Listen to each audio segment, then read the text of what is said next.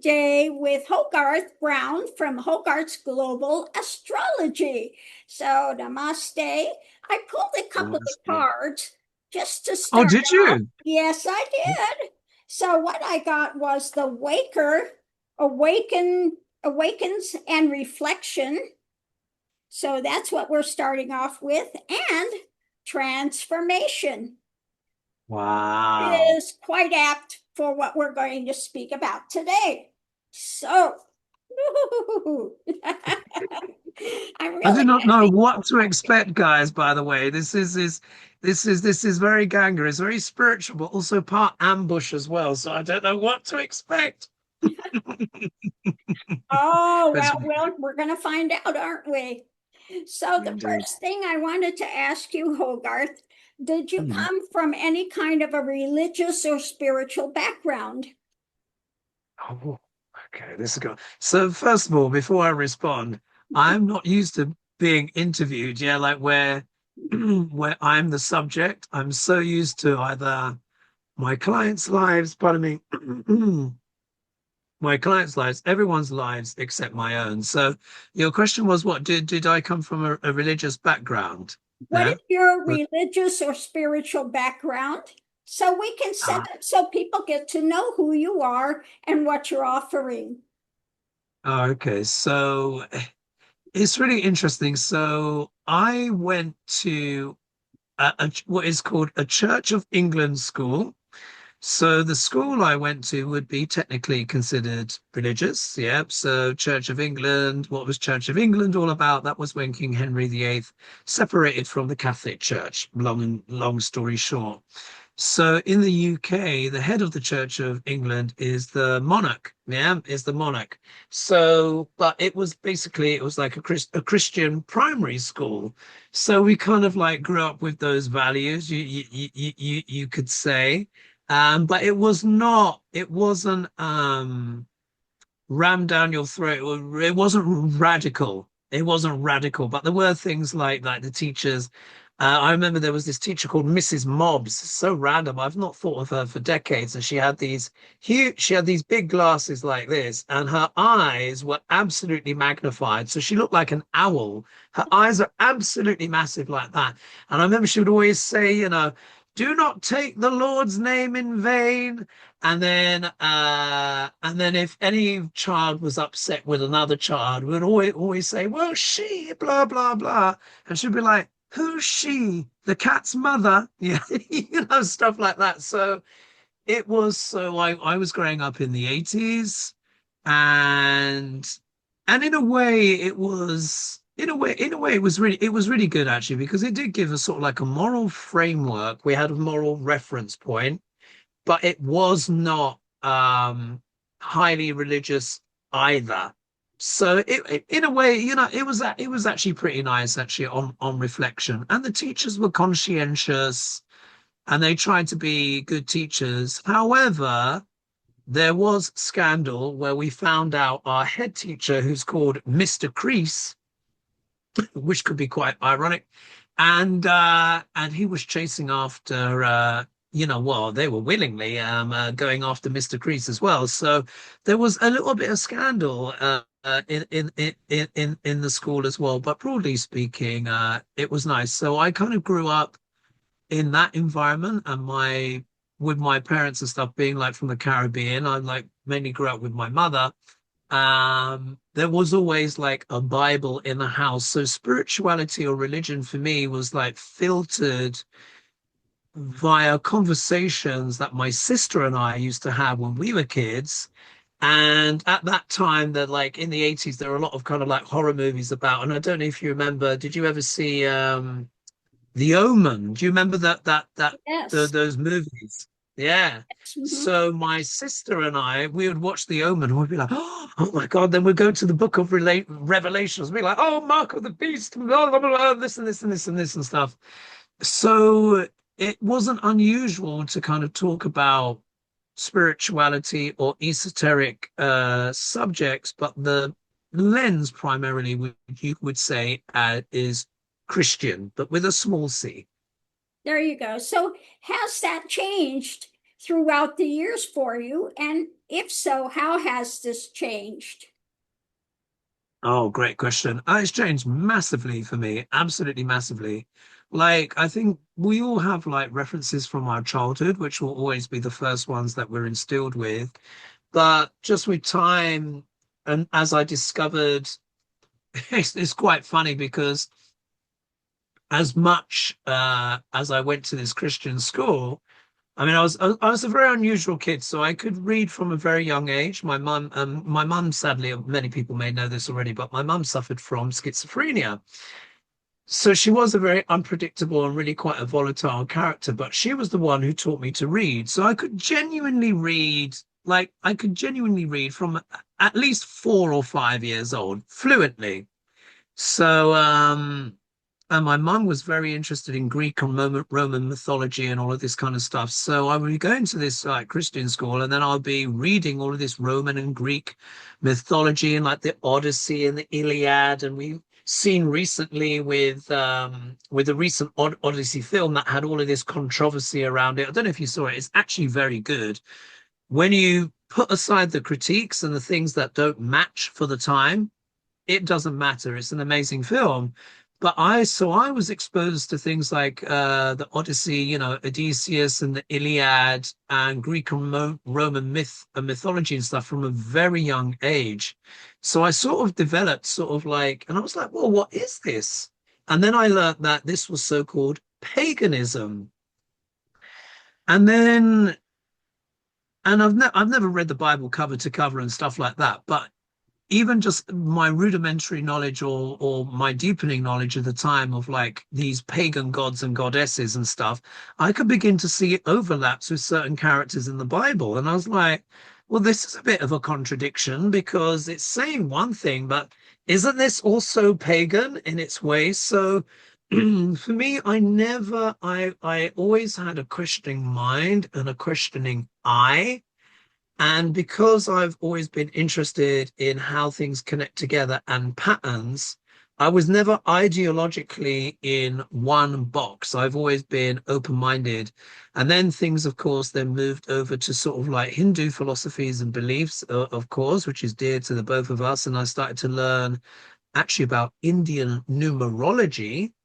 And then from Indian numerology, I then got interested in the Jyotish Indian astrology, which I do now. But I learnt the Western astrology first. So it's been this long journey of sort of like, you could say, Judeo-Christian grounding, growing up in a Church of England school with a parent that had a Bible but wasn't constantly quoting Bible verse, then me and my sister looking at the Bible via the lens of like the Omen or the Exorcist or something like that, and then my own personal journey of the pagan gods and goddesses. And then when I realized the planets were named after these gods and goddesses, that then got me into astronomy and then the astrology and then ultimately the Hindu philosophies and all of that stuff. So it's been quite a long journey, but a very sort of open-minded one.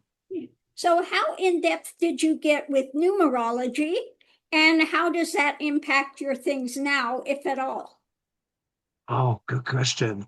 I was really into it for really quite a while. There was probably a period of about 5 years where I was really, really into it.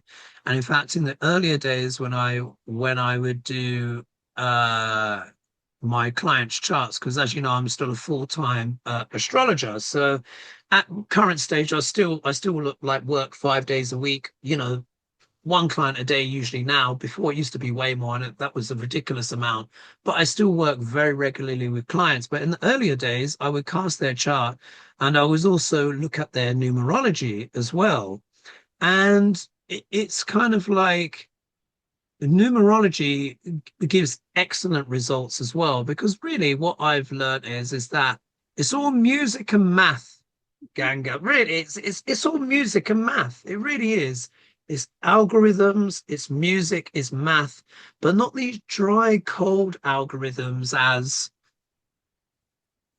where we are now, shall we say, in our journey with AI and technology, it's a poetic, allegorical, symbolic, musical, vibrational algorithms that go throughout the whole universe, and our solar system is just part of an expression of that divine consciousness. And numerology can be very accurate in the sense of, because it talks about the vibrational reality of numbers. So in a way, numerology can be even purer than the astrology in a way. And for some people, it's actually easier to embrace the numerology rather than the astrology, because you don't have the extra layers of meaning. But the two really do combine, because once you know your Neo-Vedic astrology as well as your Western, you see how these stories of the gods and the deities and all this stuff play out. So it's all true at the same time. So your beginning was Western astrology. And so Mhm. how did you go into Western astrology and then decide to move to Neo-Vedic? Yeah, really good question. It was an interesting journey, because I always felt, when I looked at my Western chart, I was like, okay, some things resonated, but it didn't really fully click. There was some things that resonate, but it didn't fully click. And also when I was learning Western tropical astrology, it wouldn't also fully resonate with the people that I was talking with either, because as you know, but the audience may not know, but there's a phenomenon called the precession of the equinoxes. So the stars are slowly moving backwards by 1 degree every 72 years. And once upon a time, Vedic tropical / Babylonian astrology and Western tropical were in the same place, around about the fall of Rome, which was around about 420 AD. So you can imagine the stars have been slowly moving backwards for all that time. And in Vedic astrology, that starlight is often referred to as Shakti.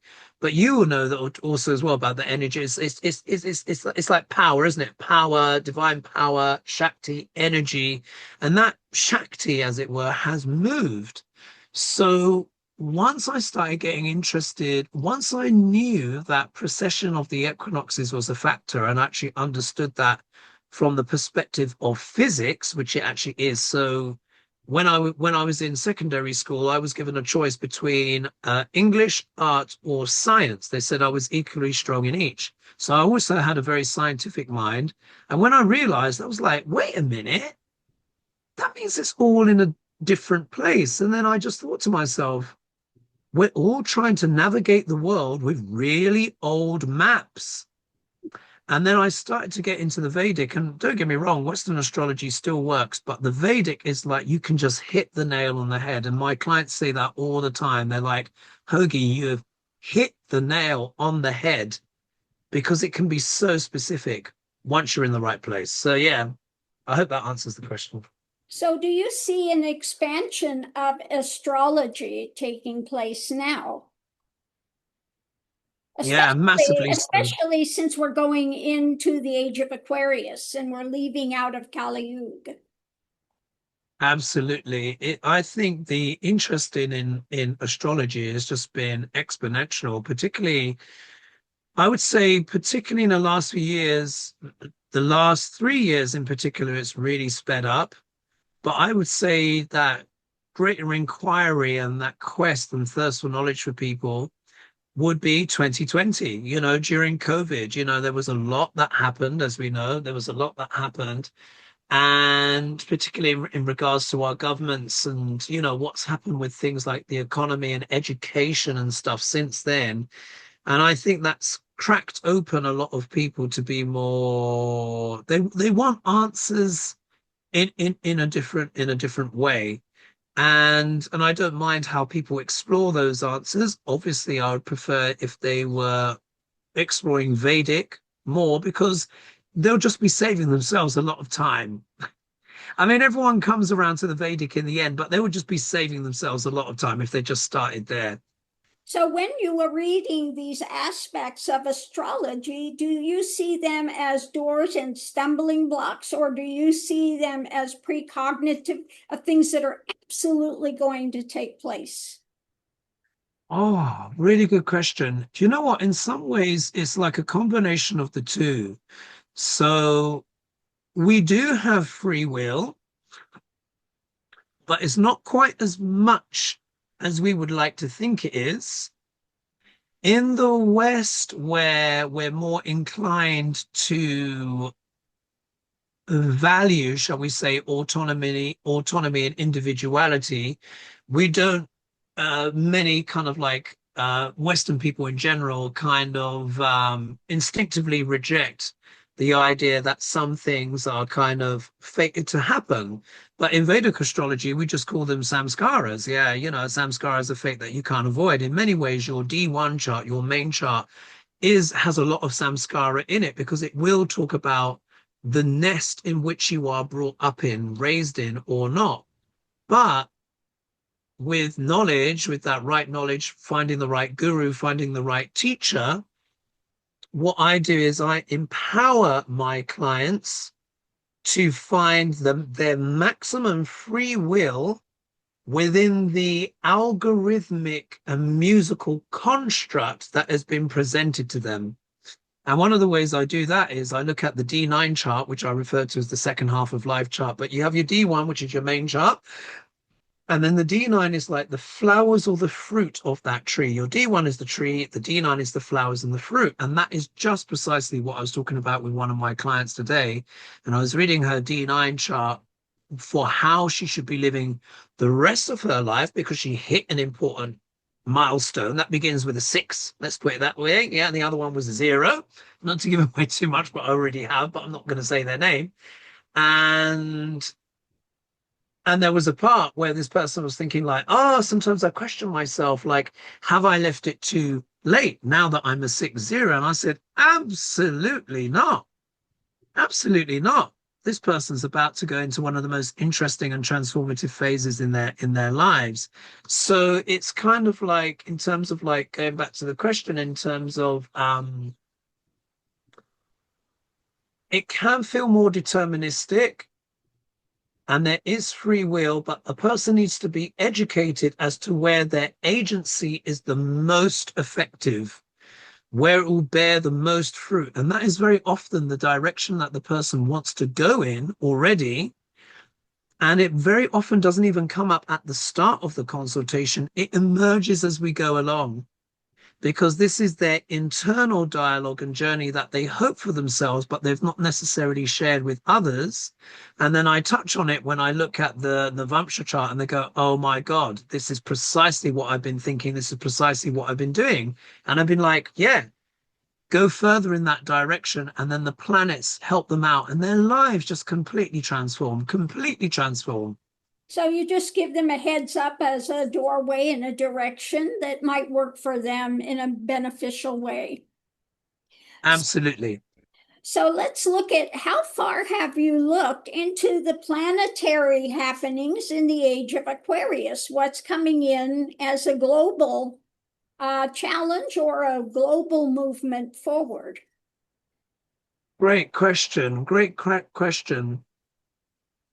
In many ways, because Western tropical astrology is 24 degrees ahead of the true placements of the stars, Western tropical astrology in many ways has already begun to anticipate the future, as it were.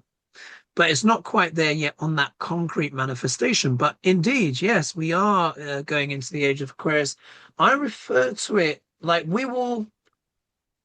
the way we sort of like decide these ages, as it were, is very often to do with the sign that rises on the eastern horizon during the spring equinox. And it actually rotates backwards. Yeah, the whole constellation rolls backwards. So, like for example, well, I just show you where is it? It's the other page. Here we are. I'll just show you here with one of my illustrations here. So if we look, I put the Earth in the middle. These are the constellations. This is the ecliptic. So if I were to hold this like this, so this is the Earth in the middle. Yeah, you can imagine Earth and that's the ecliptic as we see it, as we look out from our vantage point at Earth. So imagine this is slowly clicking backwards like this, yeah, slowly going backwards or that way. And what was it again? Sorry, what was the question again? You were, sorry, I lost my train of thought. How far you've advanced into what's coming up for the age of Aquarius for the planet as a whole. Exactly, that's it. Thanks so much. So at the moment, because the procession, and it's called the procession of the equinoxes. So we entered the age of Pisces about 2000 years ago. So this procession of this 1 degree every 72 years, it means every sort of like 2000, let's say, and 300/400 years or so, the zodiac moves back by one whole sign. Because Western tropical is 24 degrees ahead, they're already in the age of Aquarius already. Whereas when you take that 24 degrees off, we're in what I would call the dawning of the age of Aquarius. So the Piscean age is currently breaking up. So still, Pisces is still technically the sign that's rising on the spring equinox. But it's at the very, very end. The age of Aquarius is already starting to come in. So it's very much like the dawn. The sun hasn't risen yet, but the sky is starting to brighten. So we're already getting that strong flavor of Aquarius. And this is why we're seeing all of these Aquarian things. So what are the traits of Aquarius? We know that Aquarius deals with all of humanity. So it deals with everything, all the permutations, rich, poor, middle class, black, white, purple, yellow, orange. We're certainly dealing with some orange people, aren't we? We know orange people do exist.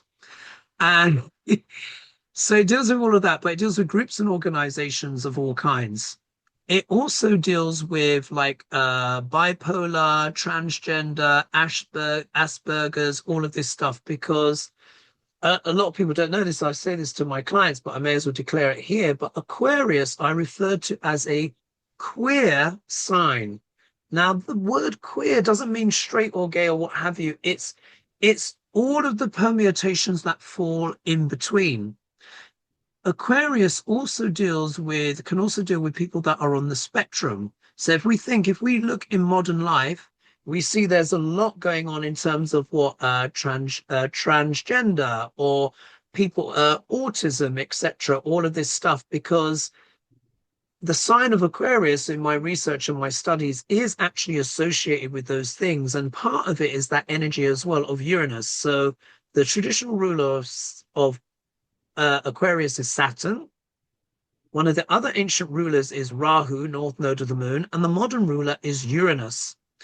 So Scorpio and Aquarius in Vedic astrology are known as the most karmic signs. Scorpio is very karmic because it's good cop, bad cop. So anyone that's a Scorpio rising in particular has to understand the opposites or integrate the energy of life and death, good and bad. Yeah. Aquarius is karmic because it is about serving humanity, whether we want to or not. Aquarius also deals with energy, and it also deals with technology. Yeah. So, of course, you'll see, as we all know, technology is speeding up. And if I just quickly show you here, the glyph of Aquarius, where's one of mine? Here we are. I'll just draw out the glyph. We're all familiar with this.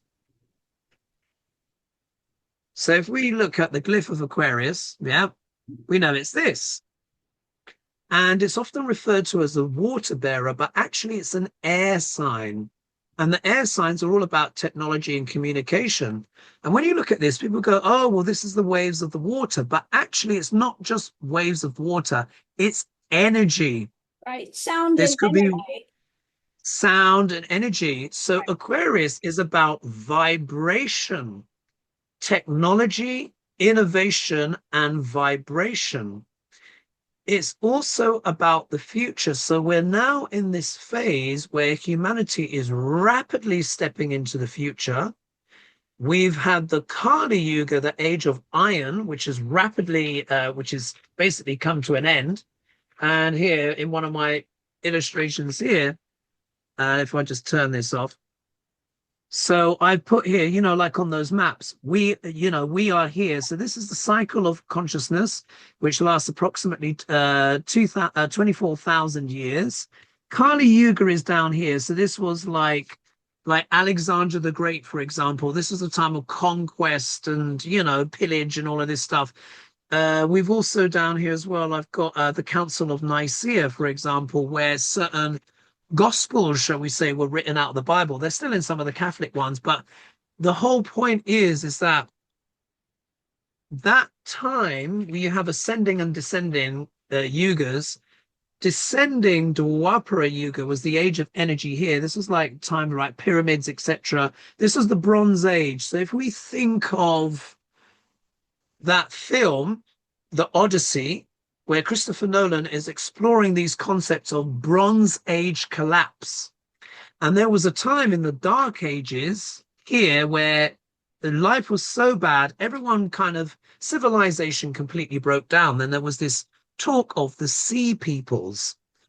When we were halfway through Kali Yuga, this is when we were getting things like the church was establishing itself more, Islam began to establish itself, Judaism took on more of its final forms, but then it was all about the control of religion.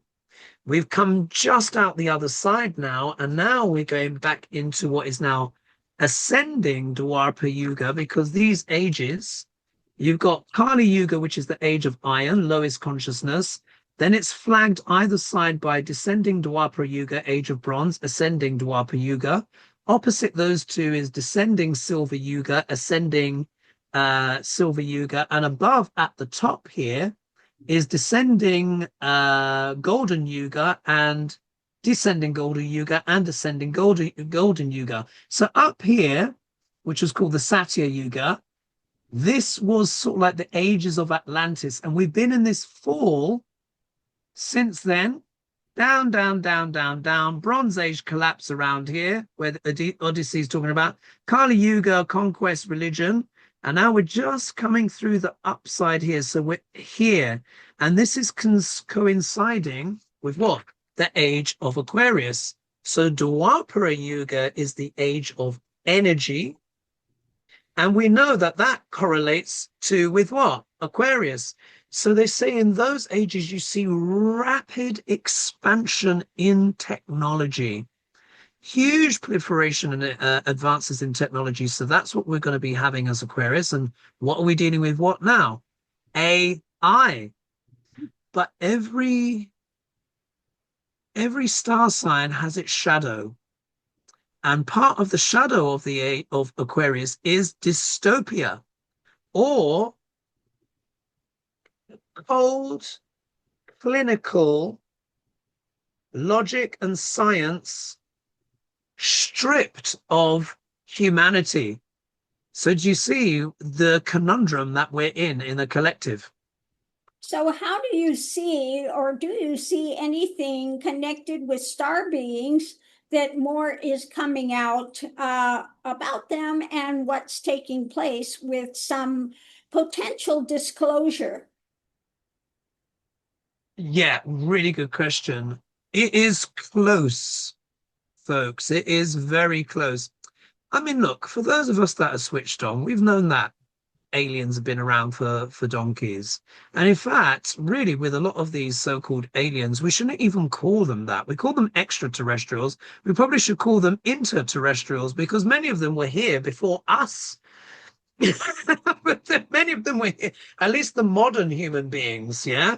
So that we've got civilizations that live at the bottom of the ocean, etc. They say there's civilizations under Antarctica, stuff in the North Pole, all of these parts of the world that you're not allowed to go to, in entrance exit tunnels.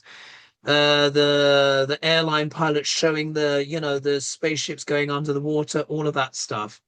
So, but because the age of Aquarius is dawning, we are coming closer and closer to disclosure, particularly because the Kali Yuga is breaking down. So all those old systems of control, force, compulsion, pillage, Violence. The old guard are still holding on to that Kala Yuga energy, but now they're trying to use what? Technology, which is part of the Aquarian age, but they're coming with the Kali Yuga mindset.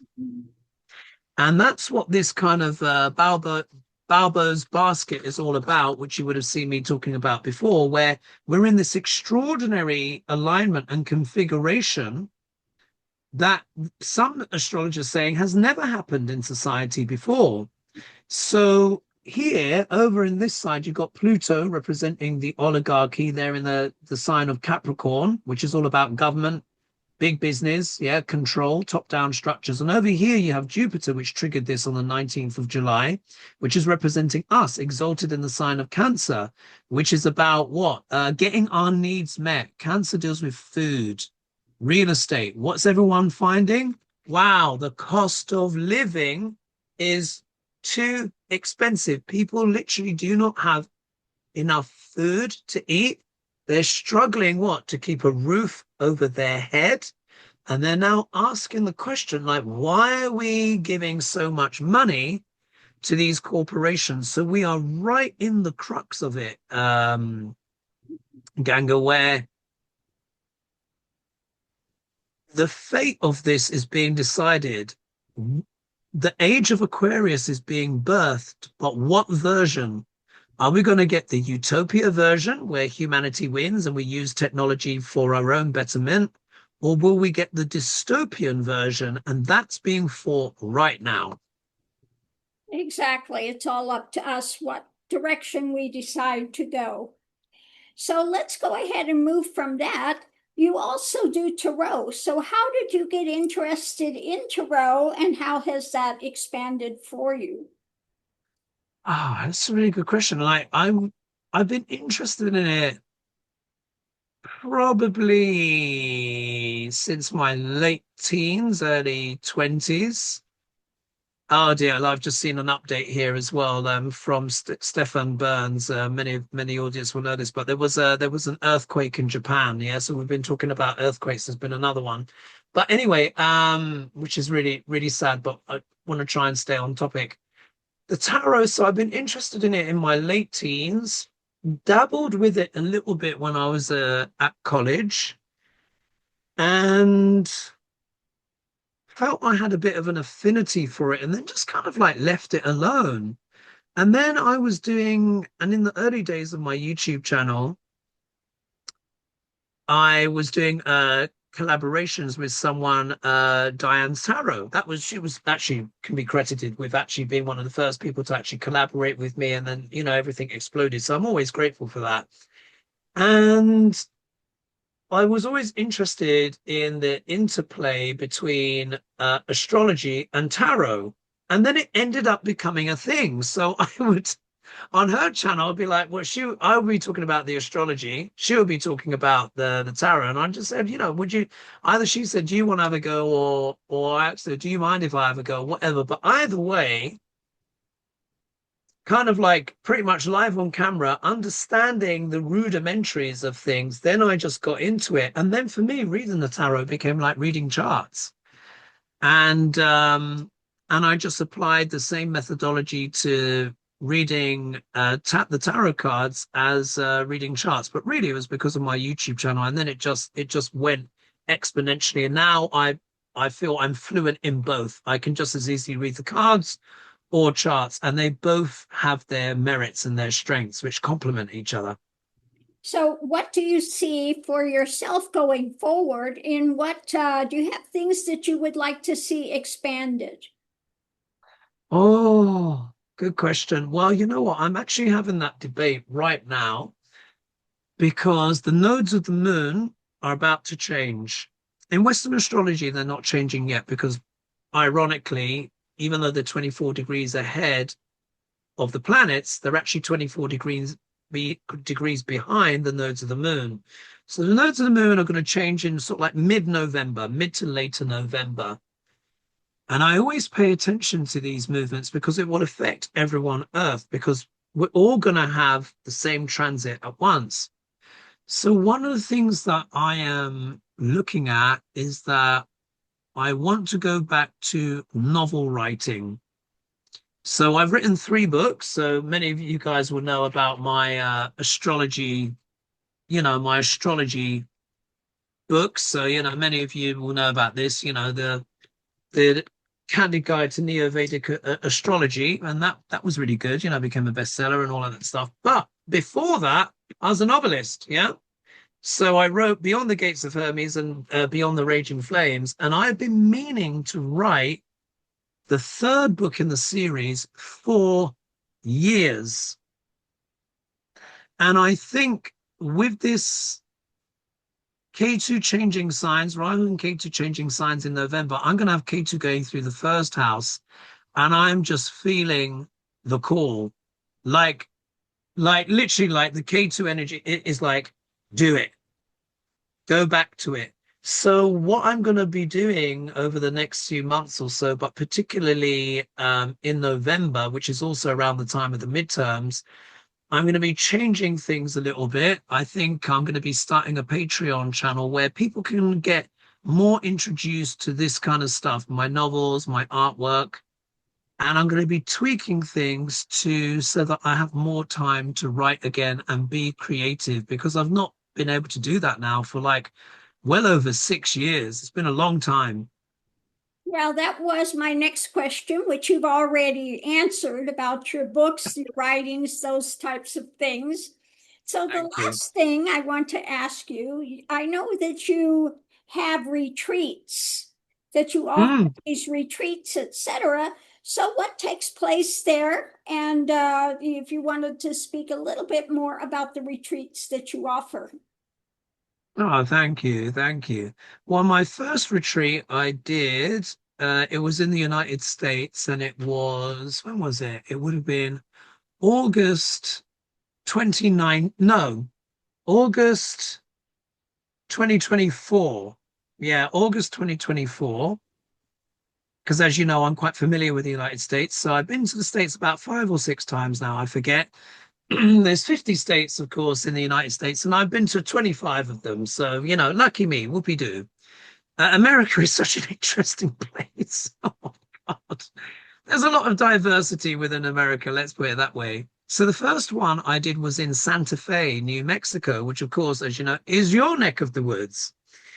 And there's still a group chat. And of course, we met there, isn't it? We met there. So for you guys who may not know, Ganga came to visit me at one of my first retreats in Santa Fe, New Mexico, and we had lunch at the hotel, didn't we? We had lunch at the hotel, and she was there looking all beautiful with her turquoise and stuff like that. And she's so petite, by the way, like I'm actually quite tall. Like the screen makes us look sort of like the same size, isn't it? But when she showed up, she just like this petite little thing, and I was like, Ganga, and I had to like, kind of like go down. And she's so pretty as well.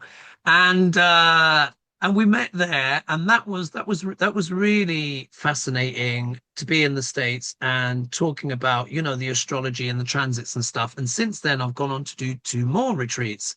Both of those were based in Ibiza in Spain, and I did the first one in Spain in November of 2025, and then I did the second one in Spain of this year in May 2026.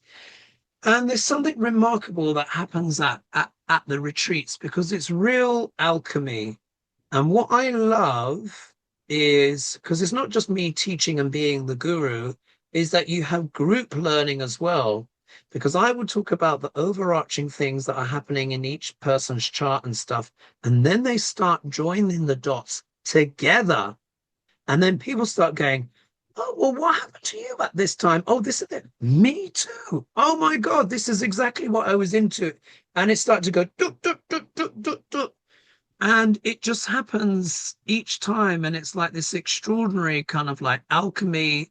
It's very transformative for people. A lot of people don't want the retreats to end because they're short and sweet. So they're short, but they're very intense. It's a lot of transformation back to back. People literally make friends for life. And I love doing it. So I might be doing some more next year, but it depends on the midterms, Ganga. It depends on the midterms because things are a bit cray-cray right now, but very transformative experience for everyone. Let's put it that way, including myself. Well, I want to thank you for doing this interview with me today, but I think the cards were right. This was about transformation and the waker awareness and reflection. So I think that that absolutely covers it in so many ways. And thank you for giving me the opportunity to interview you so people get to know you a bit more. Oh, thank you. Thank you for asking. And when you first asked me, I didn't even understand what Ganga said, everyone. She said, yeah, do you want to do the interview? I was like, huh? Interview, but oh, what is it about? Is it about? She said, you. And I was like, me. You know, I'm so not used to being the subject. So thank you very much. Much appreciated. And of course, I'll be seeing you on the show anyway soon, won't I? Next Wednesday. Absolutely. So, on that note, I'm going to leave that here. Thank you, everyone, for tuning in and watching these interviews. And just let me know if you're enjoying them and you want to see them go forward. Wonderful.